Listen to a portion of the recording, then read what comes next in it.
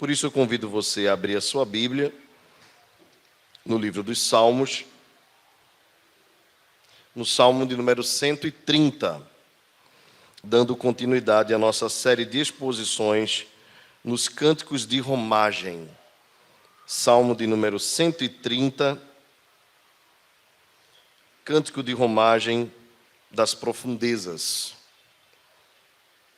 Enquanto você vai abrindo a sua Bíblia, eu quero saudar não apenas os irmãos que estão aqui, como nós já o fizemos, também aqueles que nos assistem através da nossa transmissão ao vivo e também aqueles que ouvirão esta mensagem através dos podcasts. Nós temos contas no Spotify, no Deezer, entre outros aplicativos, tanto para Android como para iOS, e temos visto, graças a Deus, uma boa recepção de pessoas, tanto no nosso país, São Paulo, Pernambuco, Minas Gerais, mas também de fora do país. Algumas pessoas têm nos assistido, têm nos ouvido através do podcast nos Estados Unidos, na França, na Inglaterra e na Islândia. São os 5 primeiros países, fora o Brasil, que têm acompanhado a nossa série de mensagens, e nós louvamos a Deus pela vida de cada um de vocês. Não os conhecemos, mas temos a certeza que, pela graça de Deus, somos irmãos porque temos amor à mesma palavra e ao mesmo Cristo Jesus, o Filho de Deus. Salmo de número 130, queridos, diz assim a Escritura: das profundezas clamo a ti, Senhor. Escuta, Senhor, a minha voz. Estejam alertas os teus ouvidos às minhas súplicas. Se observares, Senhor, iniquidades, quem, Senhor, subsistirá? Contigo, porém, está o perdão, para que te temam. Aguardo o Senhor, a minha alma o aguarda. Eu espero na sua palavra. A minha alma anseia pelo Senhor, mais do que os guardas pelo romper da manhã, mais do que os guardas pelo romper da manhã. Espere Israel no Senhor, pois no Senhor há misericórdia, nele copiosa redenção. É ele quem redime a Israel de todas as suas iniquidades. Baixe a sua fronte, feche os seus olhos. Vamos entrar mais uma vez na presença de Deus em oração. Senhor querido, Deus de amor, nós te louvamos, Pai, pela honra que temos de estar na tua presença, junto com os nossos irmãos, de podermos entoarmos lindos louvores a ti, que expressam os sentimentos do nosso coração, entregarmos a ti as nossas orações, os nossos dízimos e ofertas, podermos oferecer a ti, Senhor, louvores, cânticos de celebração, de júbilo, de adoração. Como é bom, Senhor, poder chegar na tua presença e nos derramarmos perante ti, expressando tudo aquilo que nós sentimos. E agora, Senhor, é chegada a hora de nós calarmos a nossa voz para ouvirmos a tua, através da exposição da Sagrada Escritura. Por isso nós te pedimos, em nome de Jesus, nos orienta, nos direciona, nos ilumina, para que possamos compreender a beleza do Evangelho, em nome de Jesus. Amém.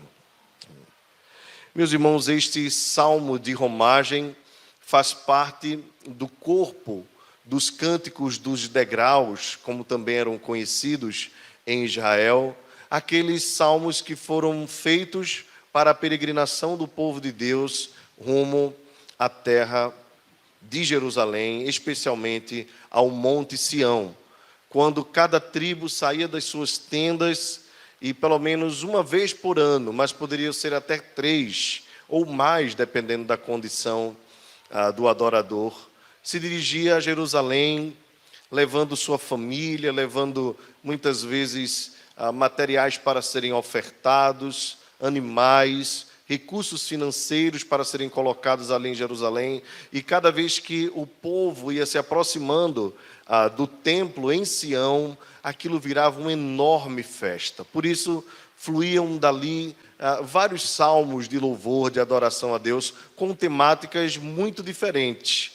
Esta, por exemplo, é a primeira vez que nós vamos ter, dentro dos salmos de romagem, uma temática específica de confissão, de quebrantamento e de arrependimento. Então eu queria iniciar esse salmo pensando com os irmãos exatamente sobre o tema de forma mais básica possível: a confissão dos nossos pecados. É uma prática, uma joia perdida na cristandade nos dias de hoje.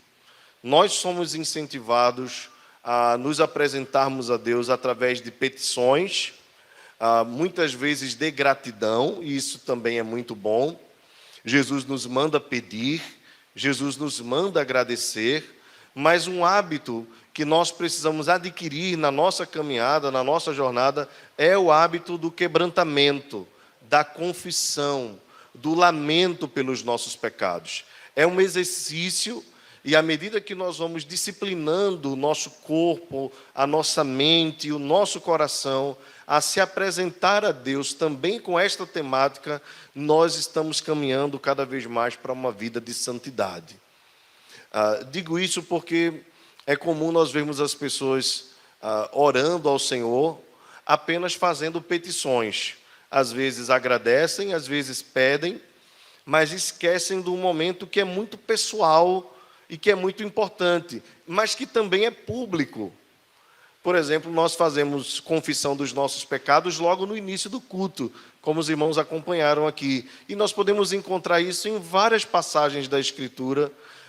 Talvez uma das mais bonitas e mais especiais dela, aquela que Esdras e Neemias, principalmente Esdras, como sacerdote, chama o povo, abre a palavra e o povo começa a fazer confissão dos seus pecados. E isso é quebrantador, isso é restaurador, mas é uma prática que nós precisamos colocar com muita disciplina no nosso dia a dia. Não dormirmos, não fecharmos os nossos olhos para o descanso antes de nós reconhecermos durante o dia quais foram os erros que nós cometemos. E às vezes nós esperamos que seja algo escandaloso, mas não precisa ser. Nós podemos pecar de tantas formas contra Deus. Às vezes nós pecamos no nosso pensamento, às vezes nós pecamos por ações, às vezes nós pecamos por palavras, às vezes nós pecamos por omissões, o bem que nós poderíamos fazer e não fazemos. Então nenhum de nós escapa daquele momento em que nós devemos nos encontrar com Deus e diante da sua santidade reconhecermos os nossos pecados. A Bíblia está repleta de orações assim.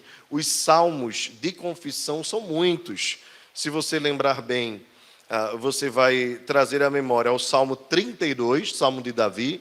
Bem-aventurado aquele que tem a sua iniquidade perdoada, cujo pecado é coberto. Quando Davi diz: enquanto eu calei os meus pecados, me envelheceram os ossos, porque a tua mão pesava dia e noite sobre mim, e o meu vigor chegou em sequidão de estio. Confessei-te então o meu pecado, a minha iniquidade não mais ocultei. Disse: confessarei ao Senhor as minhas transgressões, e tu perdoaste a iniquidade do meu pecado. Basicamente, esse é o foco do Salmo.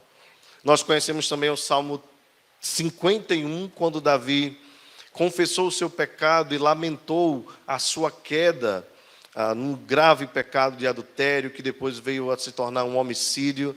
Davi então diz: cria em mim, ó Deus, um coração puro, renova dentro de mim um espírito inabalável. Talvez esse seja aí o momento mais sublime do Salmo, o verso 10 do Salmo 50.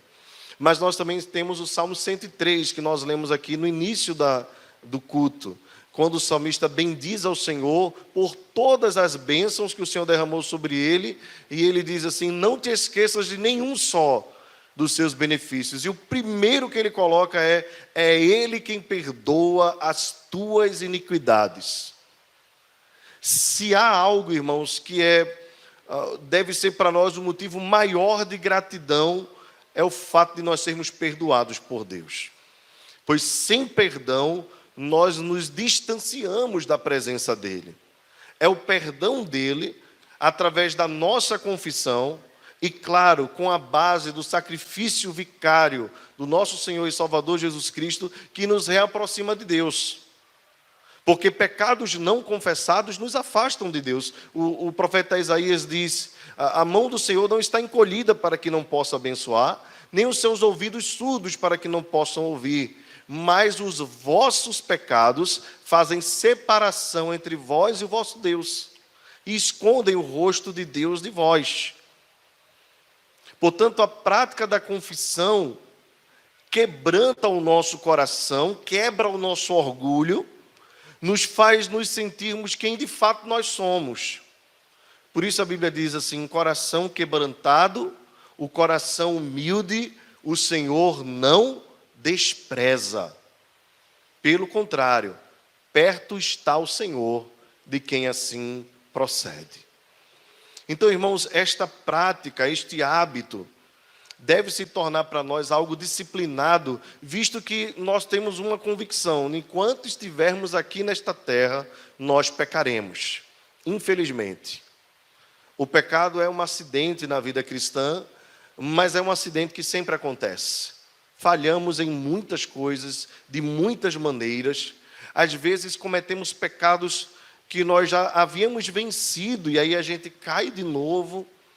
E nessa luta, nessa batalha, nessa jornada, existem muitos interesses envolvidos. E aqui eu queria pensar com você, primeiro, o interesse do mundo. O interesse do mundo é que você se entregue às suas fraquezas. E aí o incentivo do mundo é que você não confesse. Veja que o mundo sempre vai dizer assim: seja feliz do seu jeito, faça o que vier à sua cabeça.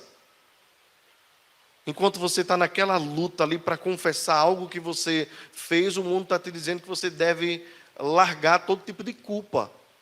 Inclusive a psicologia moderna também vai incentivar isso. Se você for com um pecado, algo espiritual, e procurar um psicólogo humanista, como é a grande maioria, ele vai dizer assim: olha, larga essa culpa. Você não precisa se sentir culpado. E a verdade é que a culpa faz parte do processo de cura. Se nós não nos sentirmos culpados pelos erros que nós fazemos, nós jamais vamos ter o nosso coração quebrantado. Pelo contrário, ele vai cauterizar, ele vai se tornar ainda mais orgulhoso, prepotente. Mas existe também o interesse de Satanás. Satanás não tem interesse que você confesse. E talvez o primeiro sentimento que ele coloque no coração quanto a essa questão da confissão é: olha aí, já vai você de novo. Já vai você de novo. A ideia de Satanás é que você sinta vergonha de Deus, mas não é uma vergonha que te leva a Deus, é uma vergonha que te afasta de Deus. O interesse de Satanás é que você se sinta aquém de quem de fato você é. Porque pecador todos nós somos, pecadores todos nós somos. Mas somos pecadores, filhos de Deus. Mas Satanás quer colocar no coração de quem comete uma falta a ideia de que Deus não vai te aceitar mais. A ideia de que, olha, está vendo? Você não consegue vencer isso porque você não é para ser crente. Esse negócio de crente é para outras pessoas. Seja feliz do seu jeito. Deus não vai te perdoar, Deus não vai te aceitar. Às vezes ele é capaz até de usar pessoas para nos dizer isso. E essa é a grande batalha que nós temos.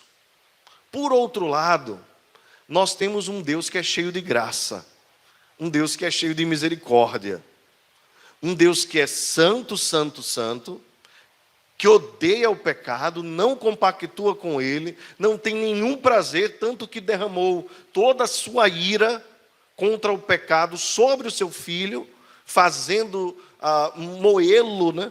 Fazendo-o enfermar naquela cruz. A dor de Jesus ali, a insuportável dor, era justamente porque Deus estava atingindo o seu próprio filho, pelo fato dele sentir ódio pelo pecado. E aquele ódio de Deus, o ódio santo, a ira santa de Deus foi derramada de uma vez só sobre o seu filho Jesus. Então Deus é esse Deus que é santo, santo, santo.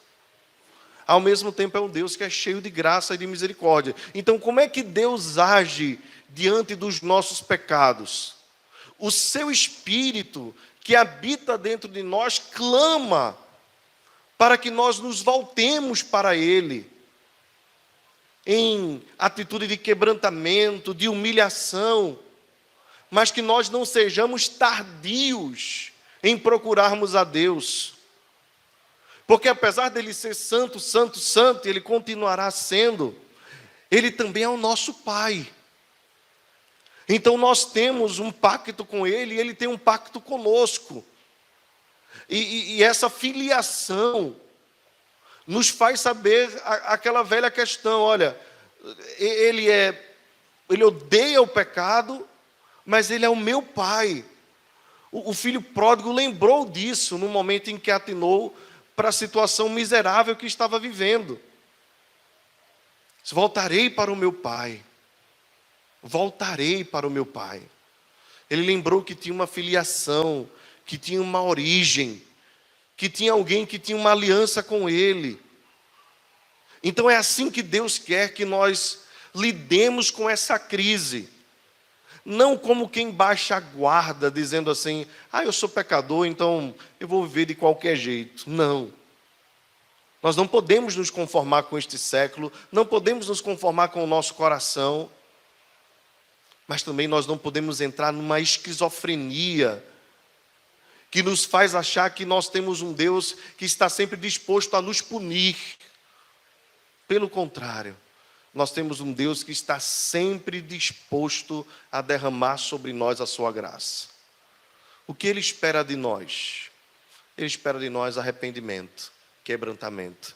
E este salmo nos ensina a respeito disso. Mantenha a sua Bíblia aberta. Salmo de número 130. Nós vamos meditar verso a verso.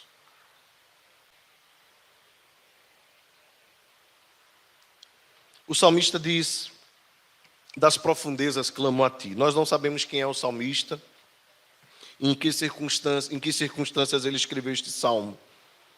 Porém, quando ele usa o termo das profundezas, ele está enfatizando a sua situação difícil, a situação de quem está num vale profundo, num lugar de distanciamento, mas ele clamava ao Senhor.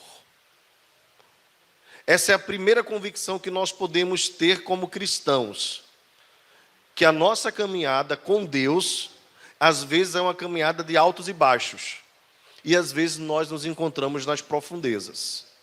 Eu não sei se você já passou por isso na sua caminhada cristã, naquele momento em que você está num vale profundo, sabe, o coração não palpita mais por Deus, não há mais interesse pela sua palavra, pela oração, a frieza começa a dominar, a tristeza para a caminhada começa a tomar conta, e a gente começa a entender que está de fato nas profundezas. Se você já passou, você sabe o que eu estou falando. O que é que o salmista fez nessa circunstância de depressão espiritual? Ele clamou ao Senhor. E quando a gente busca o Senhor através da oração, é porque no nosso coração há uma convicção que nem mesmo o pecado é capaz de tirar, de que Deus existe, de que Deus é real. E isso nós precisamos, irmãos, na nossa jornada, ter muito firme em nossa mente, no nosso coração.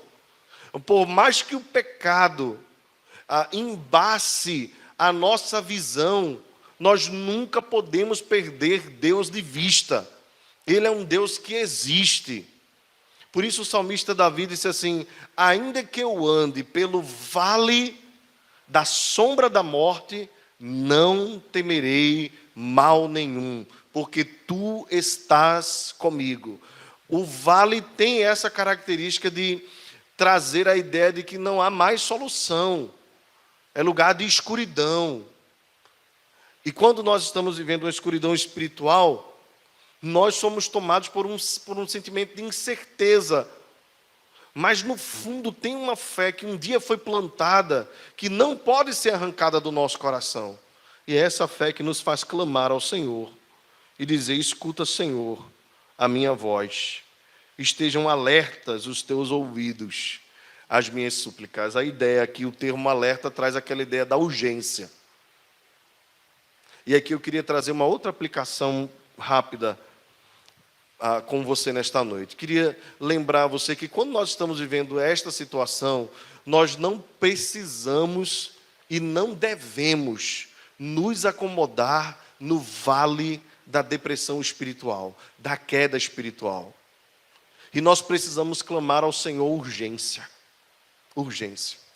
Se o seu coração está frio, não se acomode com a frieza do seu coração. Se está faltando interesse pela leitura da palavra, pela oração, pelas coisas de Deus, pela busca da santidade, você já percebe isso. Se isso está trazendo um pouquinho de incômodo ao teu coração, é hora de você se incomodar um pouco mais com isso. E clamar ao Senhor dizendo: Pai, me tira deste deserto. Me tira deste lugar. Me tira desta escuridão. Me tira desse vale. Pois eu quero viver a vida cristã caminhando como diz o profeta Abacuque. O Senhor é a minha força. Ele faz os meus pés como os da corça e me faz andar altaneiramente. Mas eu não quero viver no vale. Por isso a palavra do salmista é: Senhor, estejam alertas os teus ouvidos, atenta, Senhor, porque eu estou te pedindo é algo urgente. Meus irmãos, se há algo urgente na nossa vida, é nos voltarmos para Deus. Não há nada mais urgente que você precise do que parar, pensar e voltar-se para Deus. Todas as outras coisas na vida, ainda que importantes, não são mais importantes do que voltar-nos para Deus. Por isso Deus é tão insistente por meio dos seus profetas desde o Antigo Testamento. Eu lembro do profeta Jeremias clamando o tempo todo ao povo de Deus: volta, Israel, para o Senhor, porque pelos teus muitos pecados estás caído. Volta, Israel, lembro de ti, Israel, quando tu eras jovem. Lembro de ti.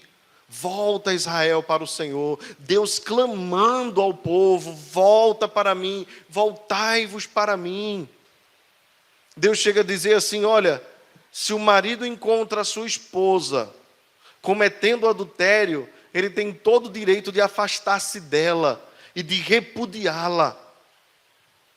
E diz para o povo: vocês têm adulterado contra mim, mas eu vos digo, voltai-vos para mim. Que palavra tremenda!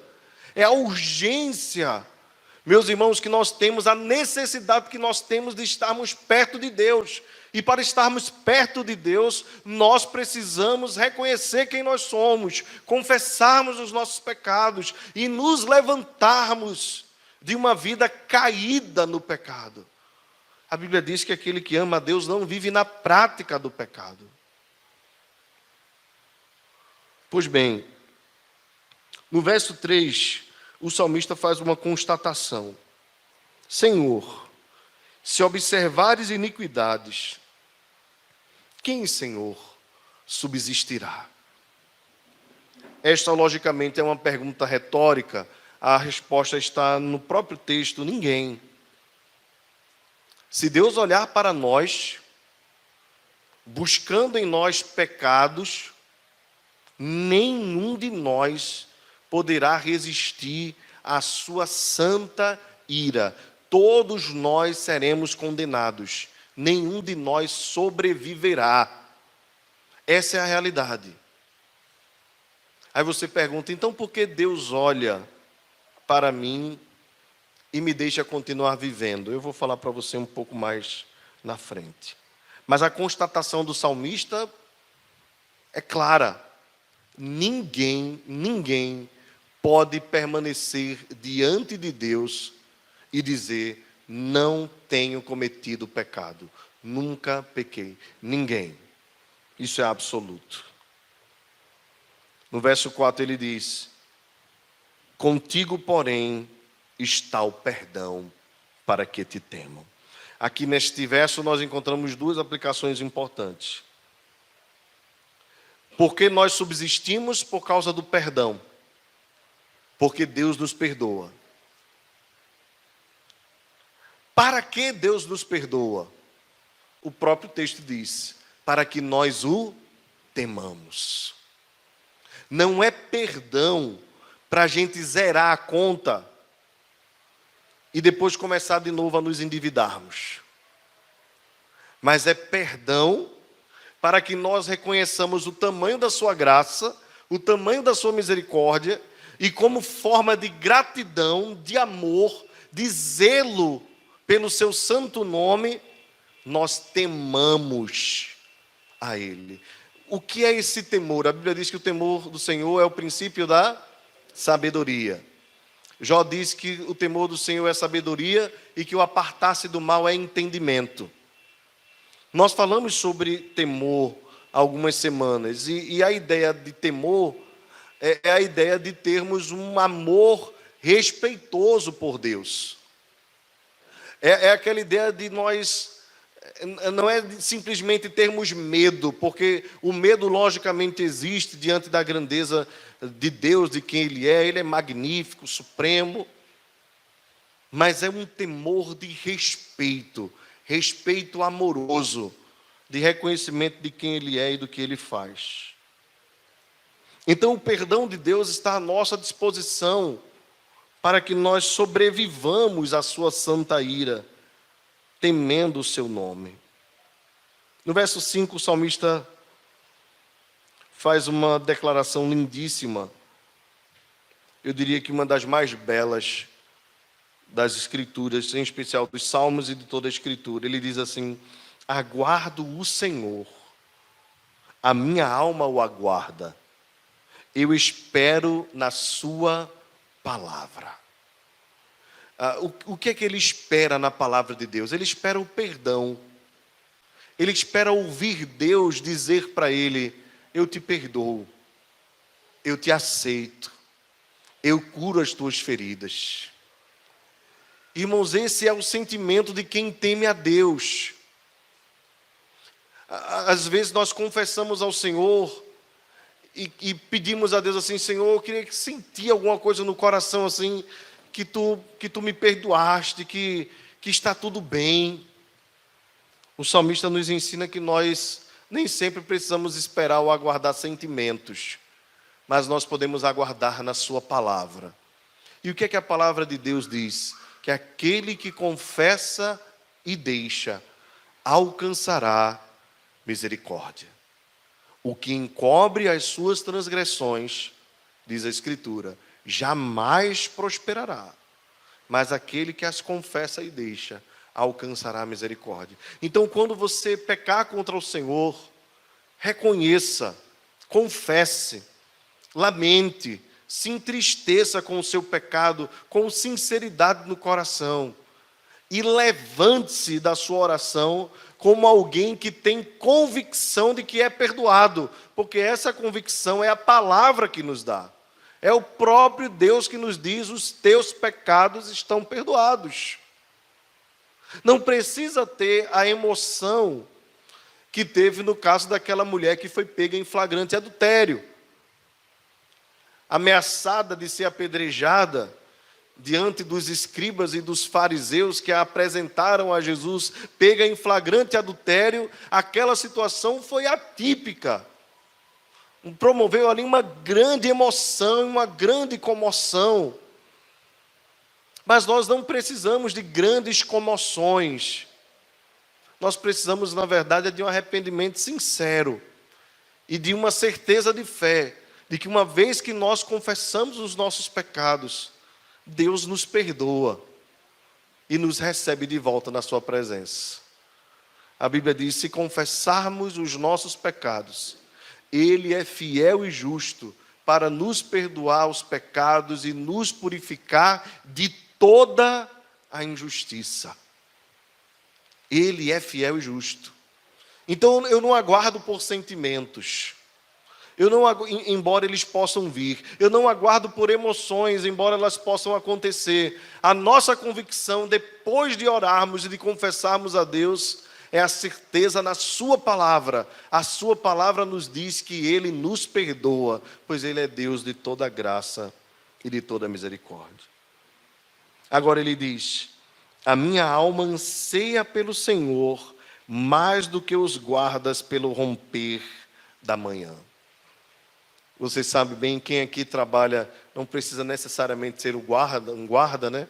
Hoje em dia, muitas pessoas trabalham num plantão noturno, seja numa portaria, ou seja, nas forças de segurança, ou em hospitais, seja lá onde for, que alguém trabalhe no período da noite, geralmente das 10 às 6, né? A grande expectativa é do dia clarear, né? E é claro que nesse período tinha muito a ver com a questão da segurança, geralmente era a sentinela quem fazia esse tipo de trabalho. Então a alegria era não apenas pela hora de largar, como a maioria das pessoas tem essa alegria, mas era alegria também porque naquele período a iluminação não existia, a luz elétrica não existia, né? Então o local era pouco iluminado. Quando chegava a luz do sol, os primeiros raios, aquilo já promovia uma alegria, porque trazia segurança para aquele que estava trabalhando como sentinela durante a noite. Então o que o salmista diz é assim, irmãos: eu espero, Senhor, pelos primeiros raios de sol do teu perdão, da tua graça. Talvez aqui uma alusão à noite seria a escuridão e a profundeza, a profundidade que o pecado trazia. Meus irmãos, quando nós de fato reconhecemos os nossos pecados diante de Deus, quando alguns deles são gravíssimos e trazem grandes consequências, os sentimentos que isso pode promover em alguém que teme a Deus são sentimentos muito profundos. Eu digo isso baseado na própria história de Davi. O sentimento de Davi, quando pecou contra Deus, foi: Senhor, não retires de mim o teu espírito. Qual era a sensação de Davi? Eu sei que alguns comentaristas gostam de tentar imaginar outra coisa ali, porque nós somos presbiterianos, somos reformados, cremos que uma vez salvos, salvos para sempre, e que o Espírito de Deus habita em nós, e como habitação ele não pode retirar-se de nós, porque nós só podemos clamar a Cristo pelo Espírito. Essa é uma convicção que nós temos e está em toda a Escritura. Quando Davi diz assim: não retires de mim o teu Espírito, aí alguns costumam dizer assim: Davi está falando do reinado. Não tires de mim o espírito de rei. Embora isso também acontecesse, como aconteceu com Saul, eu creio que o que Davi está expressando ali é mais profundo que isso. Eu creio que o que Davi está querendo dizer ali é: Senhor, na situação de podridão que eu me encontro, na situação de escuridão que está o meu coração, eu não sei como o teu Espírito pode habitar dentro de mim, diante do que eu fiz. Irmãos, isso é uma convicção de quem de fato reconhece, lamenta e se entristece pelo seu pecado. O que Davi fez foi muito grave. Muito grave. Os irmãos lembram de toda a história de Davi. Ele desejou algo que não era seu, ele cobiçou o único bem, por assim dizer, a única alegria que Urias tinha. Ele mentiu, ele enganou, ele tentou ludibriar todo mundo, toda a nação. Ele tentou enganar o próprio Urias, guerreiro fiel a ele. Urias não quis ir para a guerra. Urias não quis ir para casa. Urias não quis ir para casa. Quis ficar protegendo o rei por conta do período da guerra. Davi deu a ele vinho e disse assim: olha, vai e te alegra com tua esposa, tendo já se deitado com Batseba. Irmãos, Davi foi um homem, naquela circunstância, não tem palavras que nós podemos expressar do que Davi foi. Ele foi um canalha. Um canalha.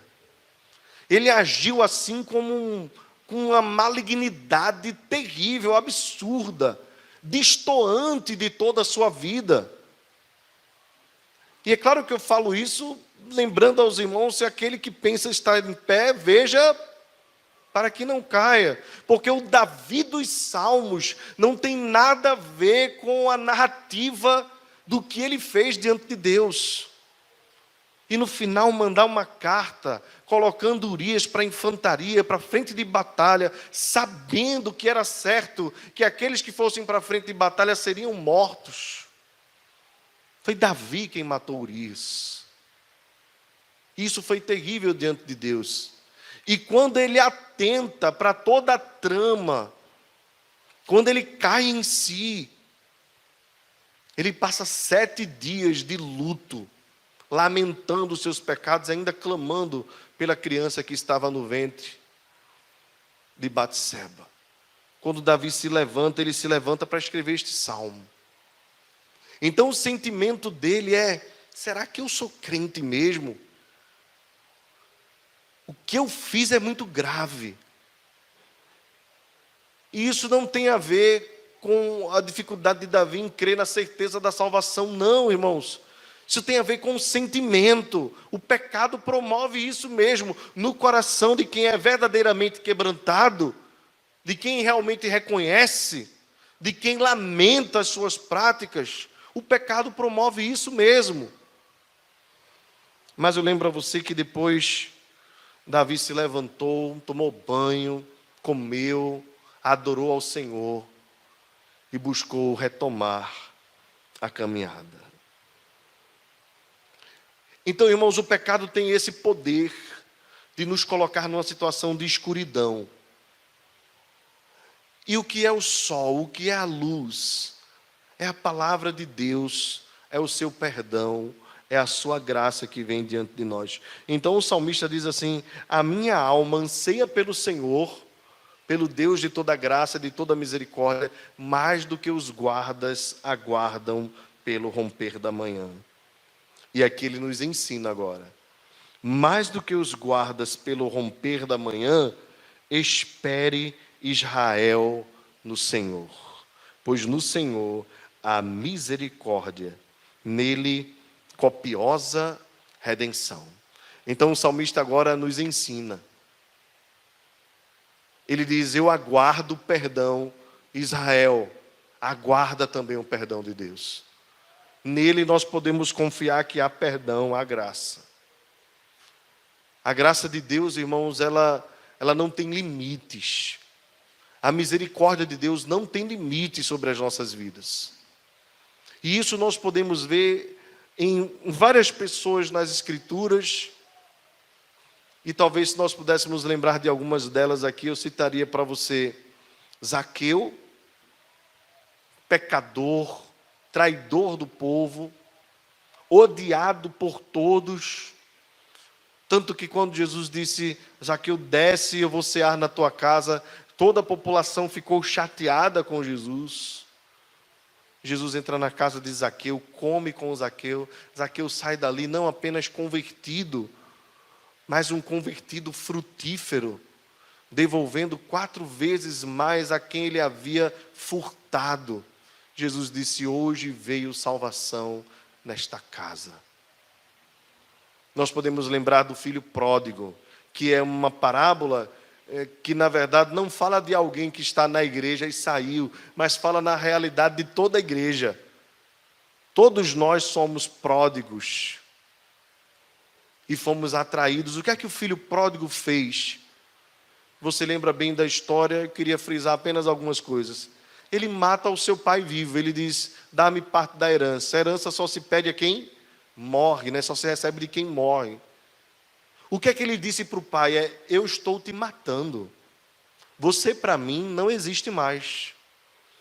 Nós falamos hoje pela manhã sobre os 10 mandamentos, né? Trabalhando o Catecismo Nova Cidade, falando sobre o não matarás. Alguém disse assim, eu perguntei o que seria matar, né? E nós falamos não apenas tirar a vida de alguém, mas dizer palavras duras contra alguém, palavras de ódio contra alguém. E um dos irmãos disse assim: tratar com indiferença é também matar. E é verdade. E foi exatamente isso que o filho pródigo fez com o pai. Ele disse assim: você não importa para mim, eu quero apenas o que você pode me dar, embora não tivesse direito nenhum. ele pediu ao Pai. E assim ele foi viver uma vida dissoluta, até quando atentou para o fato de que na casa do Pai ele poderia viver uma vida de felicidade. Ele vem arrependido, confessa os seus pecados e o Pai o recebe.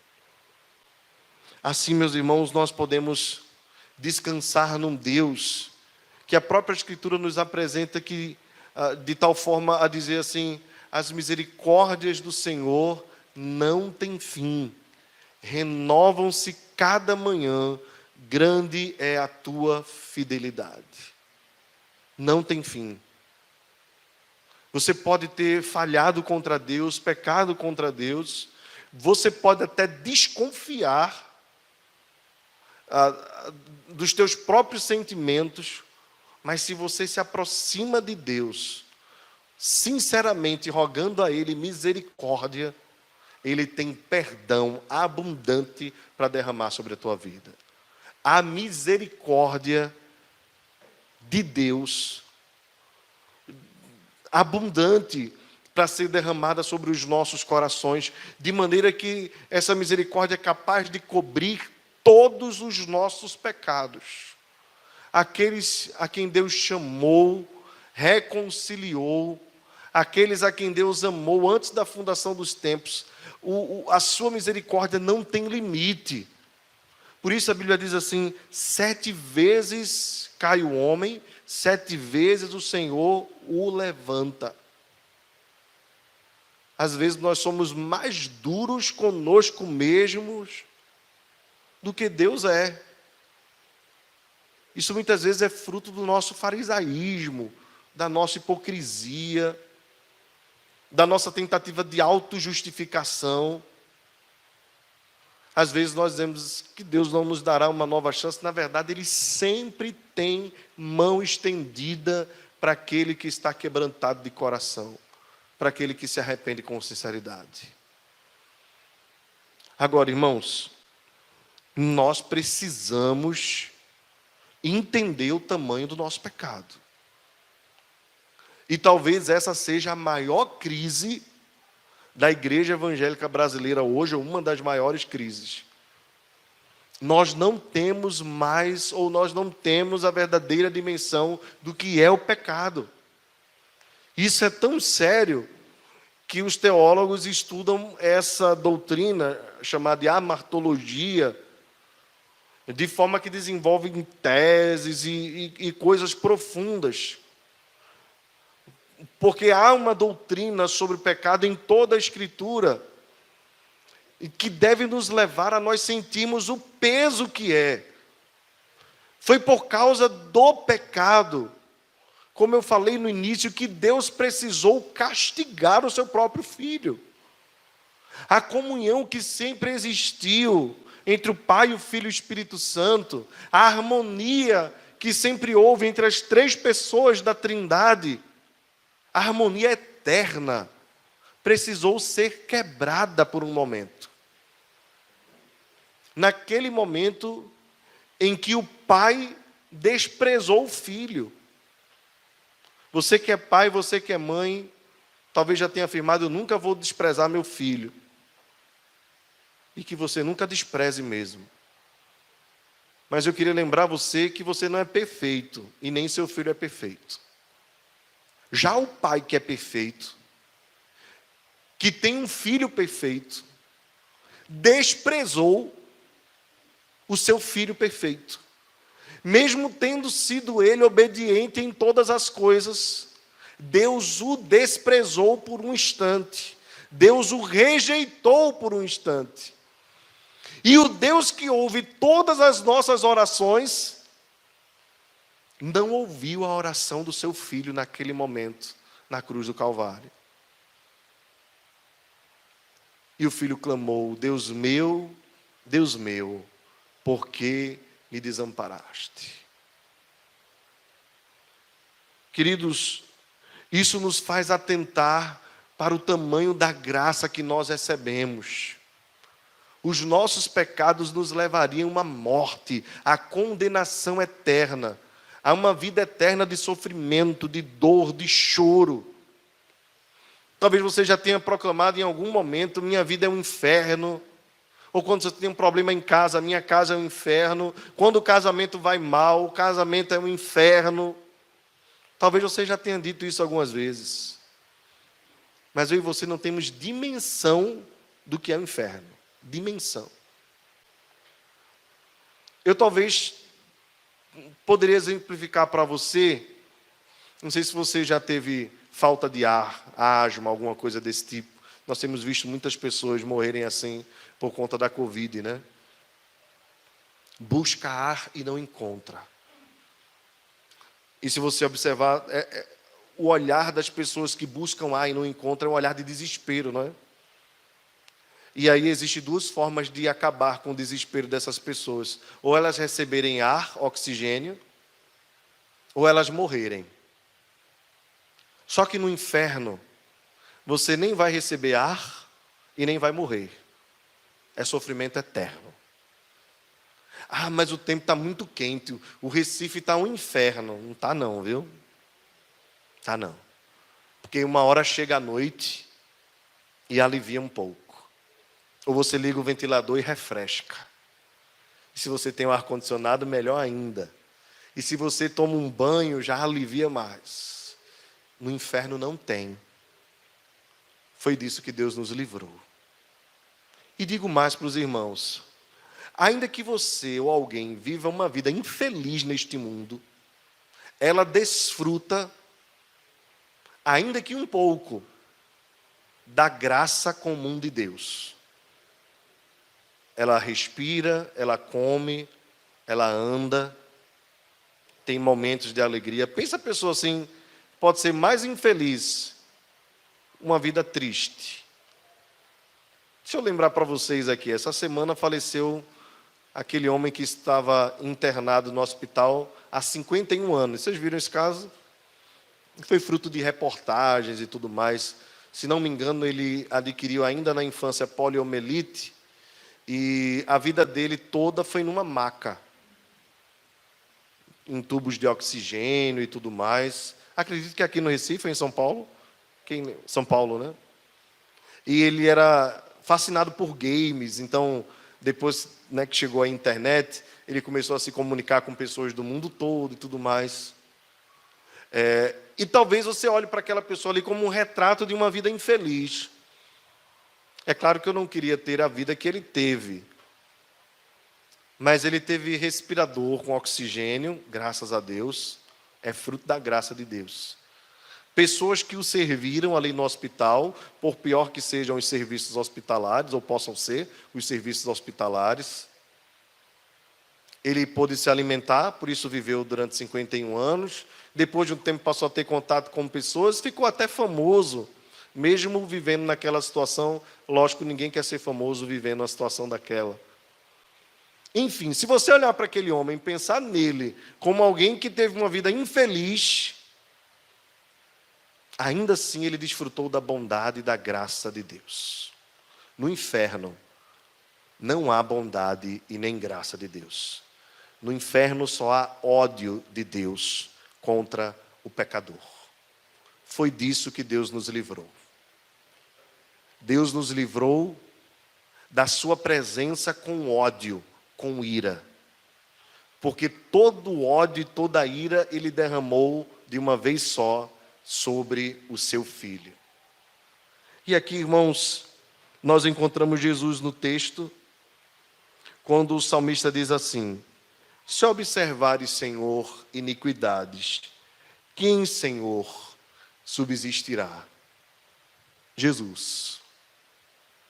Jesus foi o único que subsistiu diante da presença do Pai. O Pai olhou para ele e não viu iniquidade nenhuma. Por isso o tornou poderoso para morrer em nosso favor, em nosso lugar. Por um momento, quando Jesus tomou os nossos pecados, aí o Pai não pôde olhar para ele. Mas foi por um momento. Porque logo depois ele disse: Pai, nas tuas mãos entrego o meu espírito. E assim Deus o ressuscitou depois de 3 dias. e Ele é poderoso para ressuscitar as nossas vidas também. É Ele quem redime a Israel, diz o Salmo no verso 8, para finalizar, de todas as suas iniquidades. Nós não podemos estar diante de Deus em pecado. Ele nos redime de todos os nossos pecados. Ele é poderoso e gracioso para fazer isso. O que eu trago, irmãos, como aplicação final e prática, eu diria para os irmãos: mantenha o hábito, adquira o hábito de confessar os seus pecados. Ensine também seus filhos a pedir perdão pelos seus pecados. Faça isso de maneira sistemática, no seu coração, na sua casa também. Lembra que a Bíblia diz, quanto às crianças, põe a palavra no umbral da porta, né? Então, quando você for repreender seu filho, chame aquele ato dele de pecado. Isso é pecado. Deus não gosta disto. Mas nós vamos orar e pedir perdão a Deus. E Ele vai te perdoar. Ensine para o seu filho um Deus que odeia o pecado. Ensine para o seu filho um Deus que ama o quebrantado de coração. Viva uma vida de quebrantamento. Não acumule sujeira debaixo do seu colchão, debaixo do tapete. Esconder pecado só traz tristeza, dor e sofrimento. Davi diz, é como se os meus ossos tivessem secado e eu já não tinha mais vigor para nada, mais força para nada. E aí é como se ele vomitasse todo o seu pecado. Ele diz, confessei-te o meu pecado, a minha iniquidade não mais ocultei. Confesse. Se você pecou contra alguém, vá a esse alguém. E diante de Deus, diante dessa pessoa, confesse o seu pecado. Mas não guarde. Não guarde. Uma outra coisa importante é a prática de nós pedirmos perdão um para o outro, usando os termos corretos. Eu pequei, eu te peço perdão, eu falhei com você, eu me arrependo. Às vezes nós não temos coragem de falar isso para as pessoas, mas nós precisamos fazer. E é terapêutico para nós, porque nos coloca na situação de fato que nós somos, pecadores.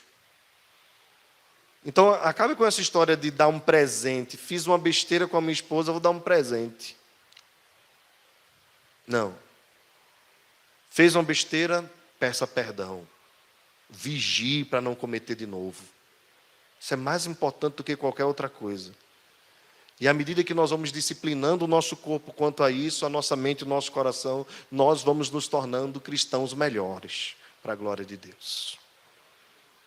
E por fim eu diria para você, se você se encontra hoje nas profundezas, clame ao Senhor e Ele te ouvirá.